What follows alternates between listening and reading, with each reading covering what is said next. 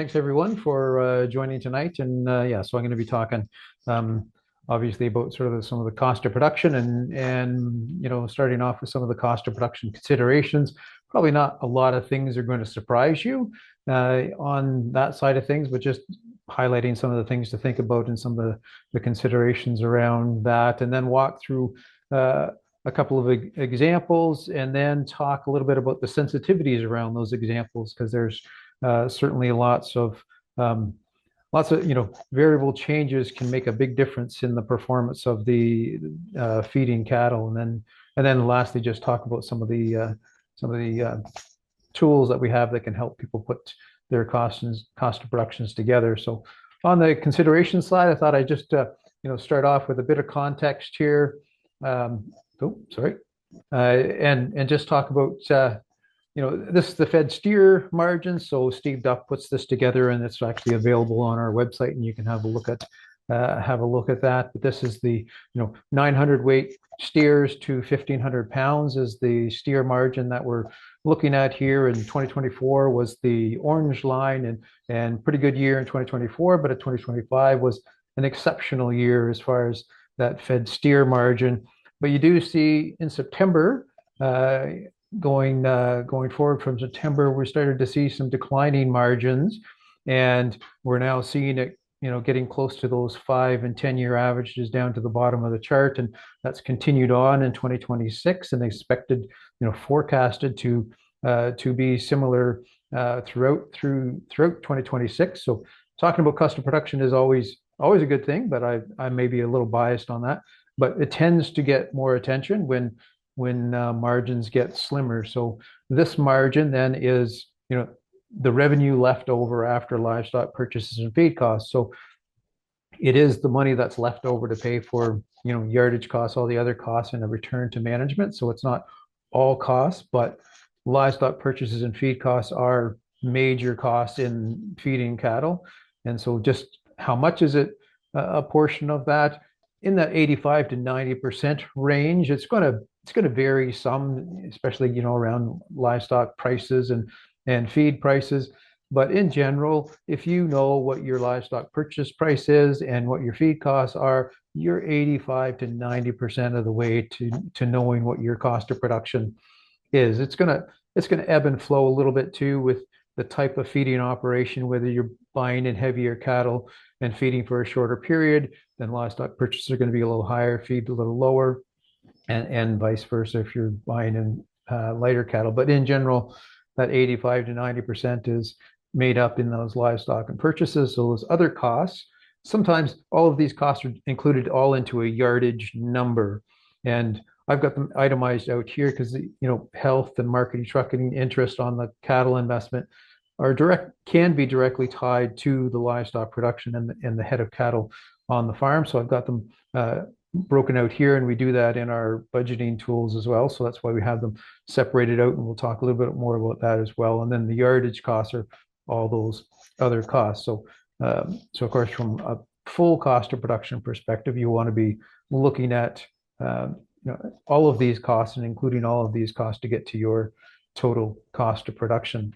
In cattle feeding, we talk mainly in terms of value and a cost of gain. So looking at that feeding period. So how much is it, trying to answer those questions, how much is it going to cost me to, I brought in 900-pound cattle. How much is it going to cost me to get to 1,500 pounds? So what's it going to cost me to get that 600 pounds on those cattle to finished market weight? And then how much value am I gaining during that period? So we're looking at that value gain. So if you're looking at that cost of production piece, that purchase value then becomes into that sale, into the value of gain portion. So you're just looking at, after you bought it, what's the value you've gained over time on it during that feeding period. And then the cost of gain then is all those other costs, feed being the biggest one, but then the other costs that are included in that cost of gain. So when we're thinking about it, cost of gain either on a per head or a per pound basis. And we'll dive into a little more detail in each one of these, so we're all sort of on the same page here. Sales value and purchase value, pretty intuitive. The sale price times the finished weight, purchase price times the start weight gets you sales and purchase value.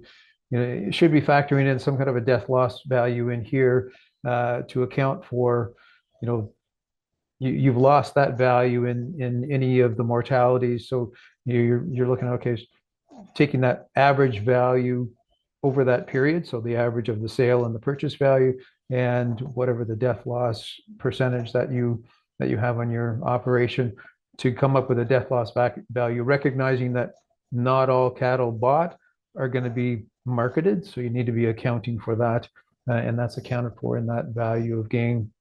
And we see an example here that down below. So you sold the cattle for 4,500, you bought it for 3,700. So then the death loss is the average of 4,500 and 3,700, the average of those two values times that 1% to get to that $41 death loss value. So you've gained about $760 a head over this feeding period, and then you put 600 pounds on. So you divide that number by the 600 to get to the $1.27 per pound of gain. So this is your value of gain number, and then actually you'd have to be then looking at that cost of gain number, and of course you want your cost of gain to be less than this value of gain. So let's have a look at the cost of gain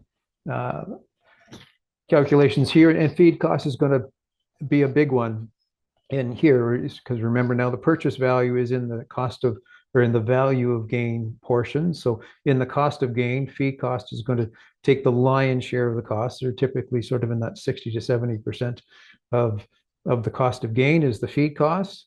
And so, no surprise, it's a key factor to track and manage. Every livestock operation knows that, not just beef cattle, any livestock operation knows that feed cost is going to be one of those key costs in the operation, one of the ones that you need to be monitoring and tracking over time.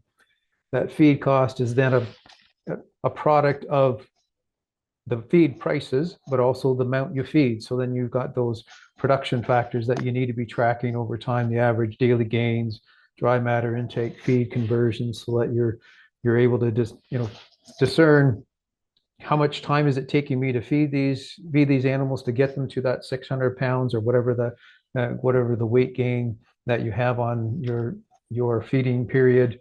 And the less amount of time you can have them on feed, the less feed they're going to use. So then that's going to directly impact the feed cost. So knowing these numbers, these production numbers, are key, and then helping you to manage the feed cost portion as well on the amount fed portion of that. So and feed cost being one of the key costs, it's obviously one of those ones you want to be tracking and managing very closely.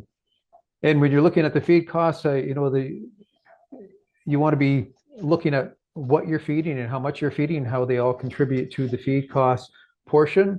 Hannah had quite a presentation there on all the different components of their feed rations that they have in there. So knowing what each one of those contributes, and then you can then decide or have an idea of where some of those risks are if prices change or those types of things change in your feed ration and in your feed diet. So in these two examples that I have here, corn is a significant factor. So corn price is obviously going to be a big factor in your feed costs, not just on the dry corn, but you also have the corn silage and DDGs on the corn side. So in the calf to finish scenario, a lot of times they're coming in on pasture, or at least on hay or haylage and some kind of a forage, and then finished on a grain diet. So forages or pastures will be part of that. So it may be a case of looking at your hay and going, well, maybe it's better for me to switch to pasture and have them harvest it as opposed to me having stored hay for them, and looking at those kind of things to try to reduce that wedge of the pie. But just highlighting what are some of those areas that you need to be looking at. Most of you will likely be, at least a portion of that feed diet is coming from homegrown feeds. So then you decide, well, how do I value that feed that's going in from my homegrown feeds? There's two different approaches. It's that cost to produce one, which is more that cash cost. So it's all of those crop related costs that are in your financials, seed, the crop inputs, as well as all of the costs that are associated with, planting and maintaining that crop up to harvest. All of those factors and all of those costs will then need to be included in that cost to produce to have the cost to produce approach. Or there's also the market value, and I know many people use the market value of homegrown crops. It's that economic cost. So it's that cost of, I could have sold these homegrown crops for this. So my cattle need to be at least paying me for that portion. So it gives you that sort of the economic perspective of your feed. And it's useful to know both of these numbers. And one is to make some of those assessments of whether it's better for me to be growing crops and selling them as opposed to putting them through livestock, or, am I better to, buy in, is it cheaper for me to buy in crops, or is it cheaper for me to grow my own? So knowing both of these numbers is useful in trying to decide what's the best approach for you on a feed basis. And so these other costs, and these are the top three costs here, the ones that I talked about, that were more livestock related, and that's why I have them itemized out or separated out. Sometimes they're all included in a yardage figure, but I have them separated out here. Is just in an extreme. Just why I do that is, in the extreme, if you had no cattle, you would have no costs in these top three lines, where you would still have some yardage costs, even if you decided to buy no cattle and not fill the feedlot, you would still have some yardage costs. So, the marketing and transportation are health and interest in livestock investment are directly linked to having cattle in the operation. So, again, fairly intuitive here. You're bringing the cattle in, the handling facilities to get them in, then trucking them out for market, all of the health programs, the medications on arrival that you have, and any treatments, any potential issues during that feeding period. And whether you finance the cattle yourself or whether you're financing it through a lending agency, you still need to be putting an interest on that livestock investment, so that you're accounting for the fact that you've got capital tied up in these cattle during this feeding period. So putting a value on that, even if it's your own money, you want to be having an interest cost in there on interest on that cattle investment. So again, similar to the death loss, just taking the average of the sale and the purchase value, and then applying the interest rate to it. And then yardage costs are then all those other costs, right? And interest on operating and interest on capital debt is what's in here. I was just talking about interest on livestock investment in the previous slide. So then these are all these costs that are supporting your farm enterprises, and all of these costs that are costs of being in business, all of the overhead costs that you have those. So first step is to sort of decide, well, if I've got other farm enterprises, how much is the beef enterprise going to be paying for?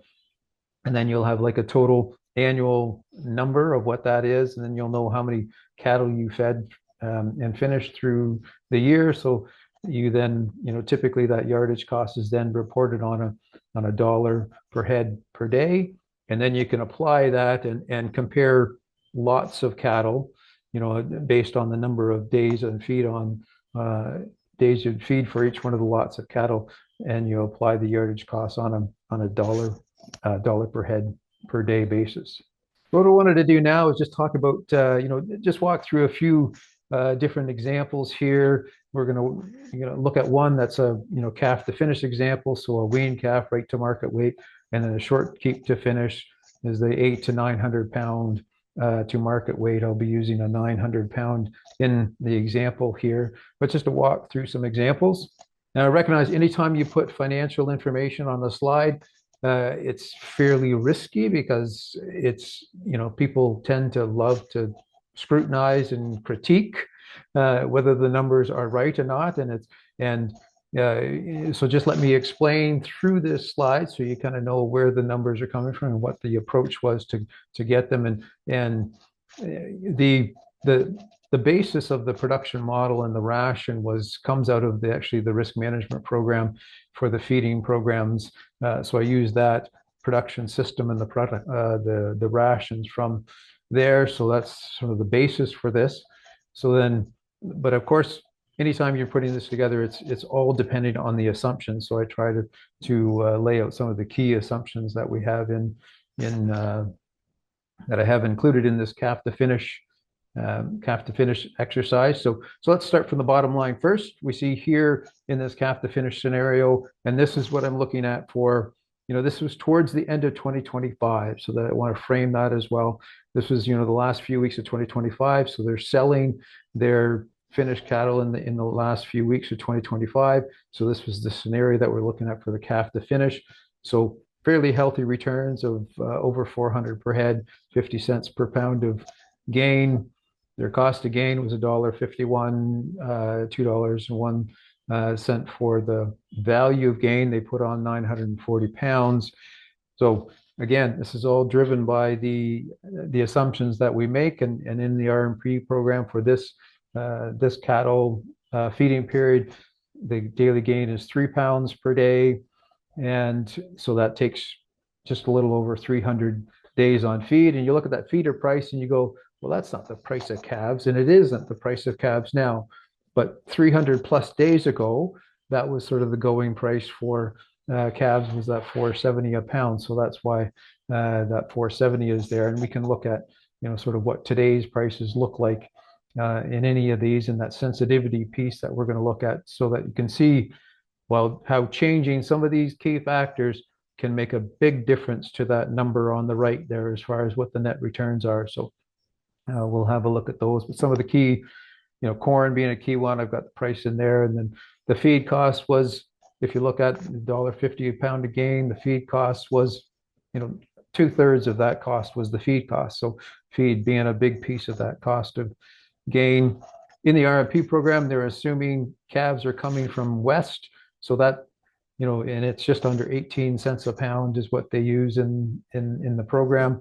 So this number will be a little higher than what you would if you were sourcing local calves, or if you're, if you're using your own calves, that number would be different for you. But this was based on Western calves coming in, and then some estimates there for the health, and then that yardage cost of 60 cents a day is multiplied by that 300 days on feed to get included in that cost of gain.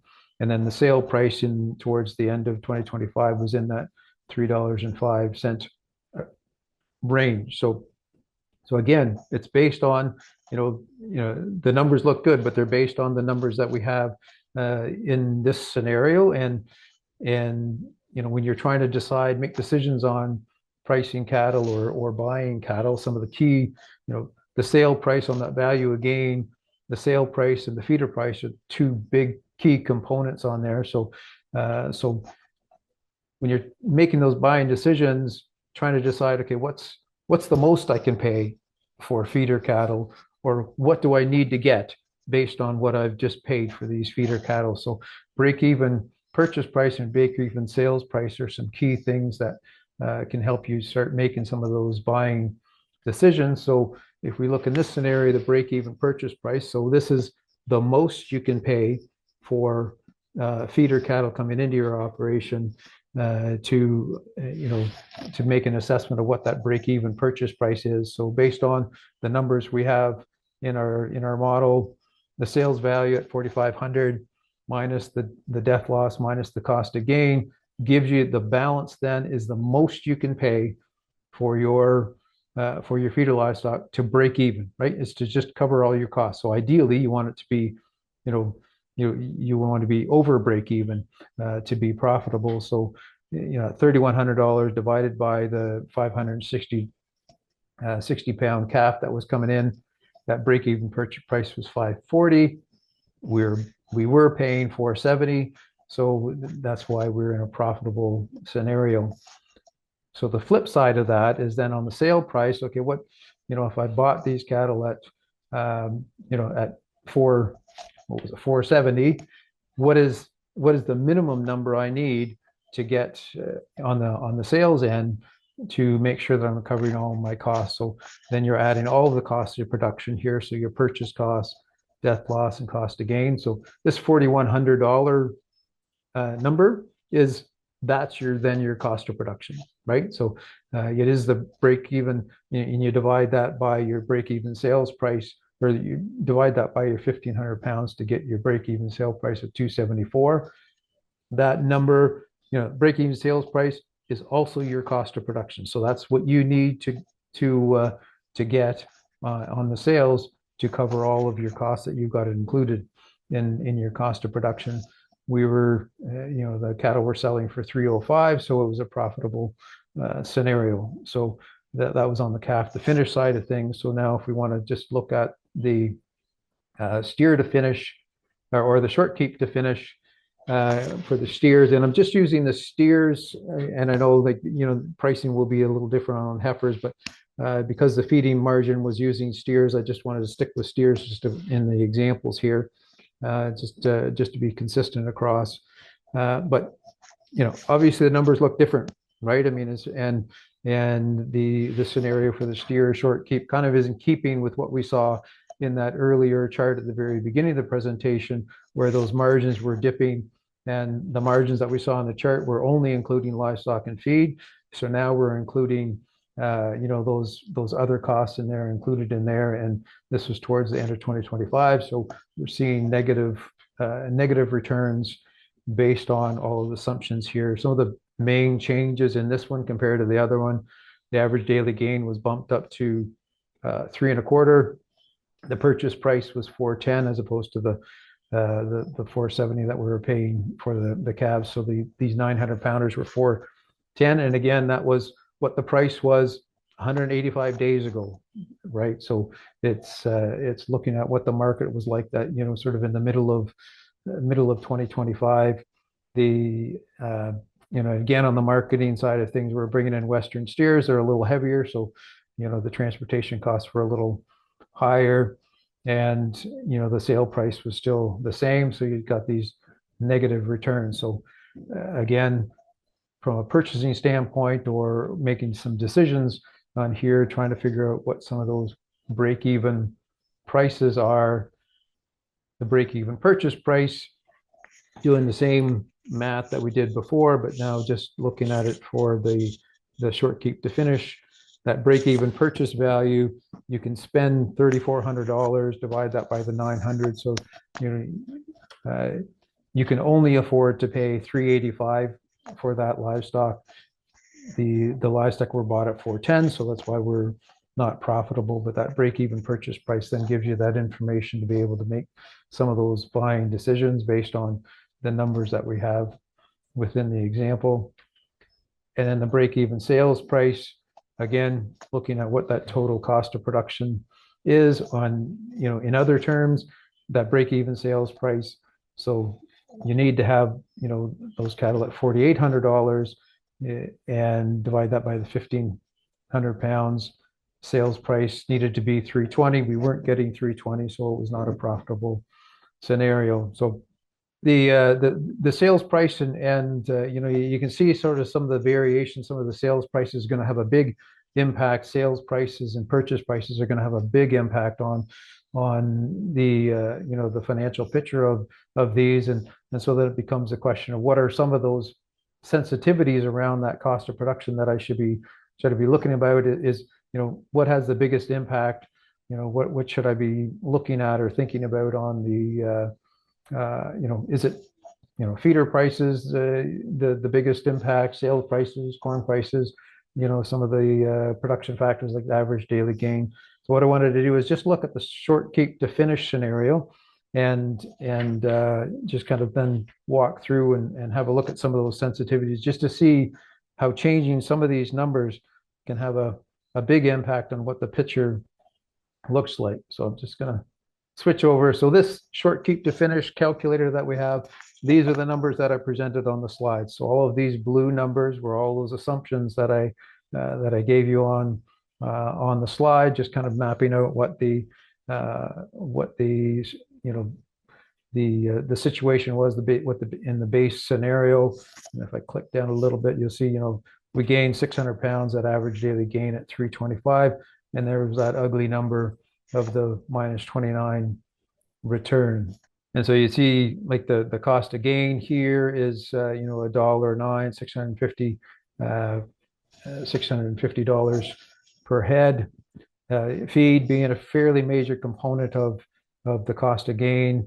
There is a section here where then you can then decide what those feedstuffs are, how much you're going to feed, and then what's it costing you to bring those in, and what's that cost on a per head basis, and then on the dollar per pound basis to walk through sort of that ration. So that's what the base scenario was based on these factors here.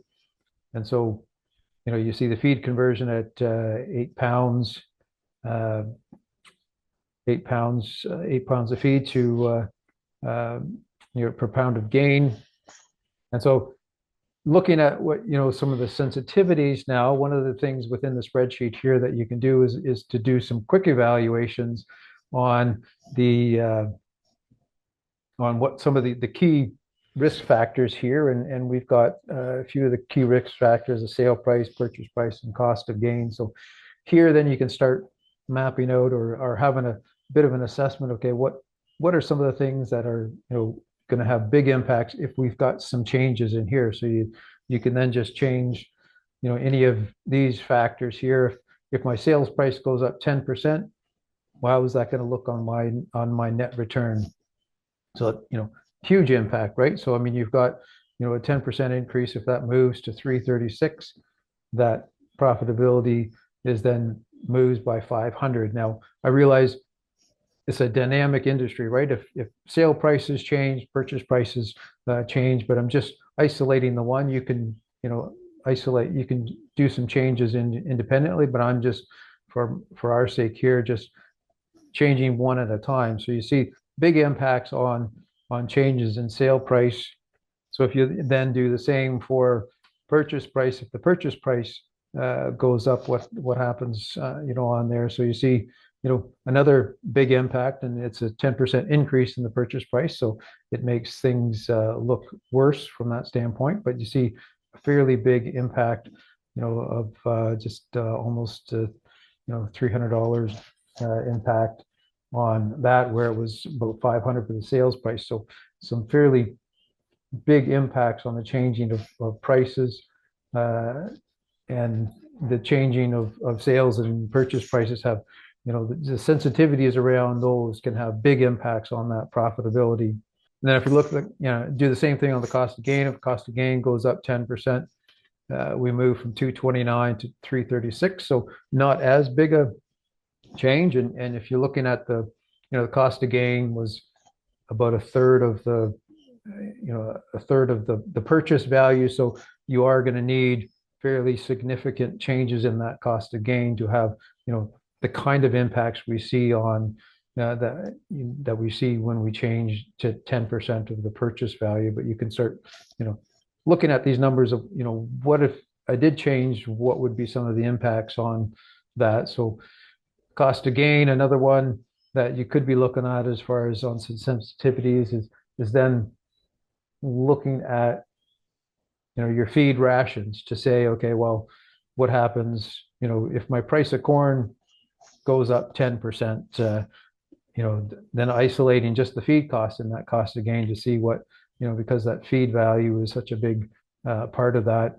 When you change the dry corn number, it's going to change the corn silage because that goes with it. And you also have to change the DDGs because DDGs will go in lockstep. And it used to be that DDGs were priced a little bit lower, but last 5 years I looked, it's tended to be like a sort of a 1% or a 5% premium over dry corn. So if we change that to reflect sort of the total corn portion of the budget, then you see our feed cost went up from, I think it was $6.54. The feed cost per pound of gain was $1.09 before, and it's $1.18. So you can then see make that assessment. Okay, how is that changing? So it went from 229 minus 229 to 220 or minus 286. So then you can map out some of the differences on on the feed costs to see what those changes will be. But some of the biggest impacts were on that sale price and the purchase price values. So if I get back to the base scenario here, just looking at sort of some of the numbers that some of the feed changes. One of the things that you may also want to be looking at, okay, well, what if I do better on my average daily gain? And so, okay, well, if I do that by changing, the days on feed. So if I go, if I shorten that by, 15 days and go to 170, my average daily gain is, gets better at 350, 3.5.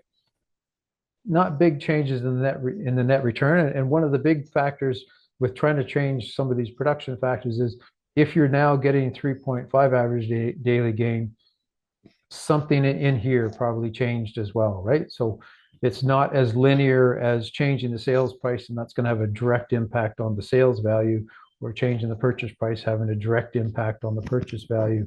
Changing something like the days of feed is going to take more, and I'm not a beef nutritionist, so I wouldn't be able to then say, okay, well, you need to change your diet to this. But those are some of the considerations that you need to be doing. It's not as straightforward as just saying, well, I've got to change. I can change it to 170 to bump it up to 350, but oh wow, that didn't, or 3.5 didn't make big differences on there. It could, based on the changes you've made to your feed ration. So it's not as linear trying to change some of these production factors. You've got to, think through all of the impacts on the production system and the production practices that allowed you to achieve that better average daily gain. And then one of the last things I just wanted to show on the sensitivity side of things, we did see what the changing sale price and changing purchase price did on, this net return, but you could also use it to then start looking at, okay, what, I said the purchase prices have changed since that time. So I looked mid-January prices on the BFO market reports. The purchase prices of 9-weight cattle was in the 477 range. So you can pretty much predict where this is going to go, right? Because we've increased that purchase price. But so this number is going to get really ugly. But one of the things you want to be looking at here is, okay, what's that break-even sales price now? So what do I need to be getting? So you can have that assessment too of, if I change that purchase price, the purchase price now is this. So I'm looking at that cost today. Where does market prices need to be, assuming I have all of this right? Assuming I've got these, and that's going to be a pretty good assessment of what my costs are. What is that number going to be? So then you get an assessment of what's that sales value going to be. So you can do the same thing on the sales price side of things. Okay, so